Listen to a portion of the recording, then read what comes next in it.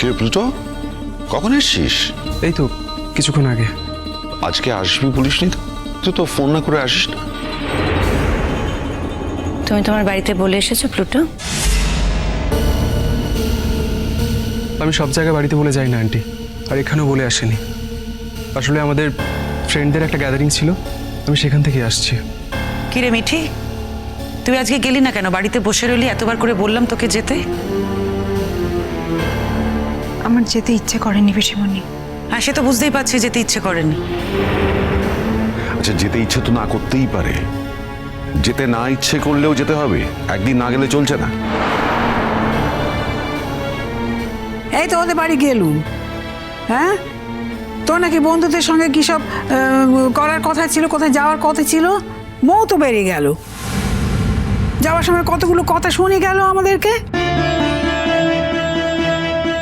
তোর মাকে বারণ করেছে বলতে, তাই বলে আমি শুনবো না? আমার বাড়ির নাতনি নামে অনেক কিছু বলে যাবে, আমি মোটে শুনবো না, আমি জানতে চাইবো না। এ কি? জানতাম তো এটাই করবে ও। মৌ কান ভারী করছে সবাইকে আমার নামে। কি বলেছে মৌ? কি বলেছে বলো? কি বলেছে আমার নামে তোমাদেরকে?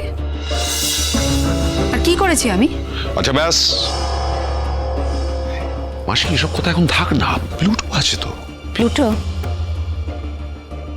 তোমাকে আমি একটা কথা বলি, শোনো। তুমি তোমার মা বাবার অনুমতি না নিয়ে অন্য জায়গায় যাও, ঠিক আছে, কিন্তু আমাদের বাড়িতে তুমি যখন আসবে অবশ্যই তুমি তোমার মায়ের অনুমতি নিয়ে আসবে। আসলে তুমি এই বাড়িতে আসো বলে তোমার মা মিঠিকে দায়ী করেন, তাই তুমি কিছু মনে করো না আমি তোমায় এই কথাগুলো বলছি বলে। বলতে পারো আমি বাধ্যই হলাম। মিঠির মা হয়ে আমি তোমাকে এই কথাটা বলছি। মিঠি যদি তোমাকে এই বাড়িতে ডাকেও, তুমি কিন্তু তোমার মায়ের অনুমতি নিয়েই আমাদের বাড়িতে আসবে। মিঠির সঙ্গে তো তোমার বন্ধুত্ব আছে, তোমাদের তো কলেজে দেখা হয়। আমাদের বাড়িতে আমরা সকলে বাড়িতে থাকলে তুমি আসো, খুব ভালো। কিন্তু মিঠির কাছে এই বাড়িতে আসার তোমার কোনো দরকার নেই বাবা। আন্টি, তুমি তো আমায় কখনোই কথাগুলো বলনি। সে ছোট্টবেলা থেকে তোমাদের বাড়ি আসে, আজ হঠাৎ এভাবে কথাগুলো বলছো যে? তুমি বড় হয়েছো, তুমি নিশ্চয়ই বুঝতে পারছো এই কথাগুলো আমি কেন বলছি। আর যদি বুঝতে না পারো তাহলে একটু বোঝার চেষ্টা করো। কিছু কিছু ক্ষেত্রে বড়দের কথা শুনতে হয়। মিঠি, এমন কোনো কাজ করিস না যার জন্য তোর মায়ের মাথা হেঁট হয়।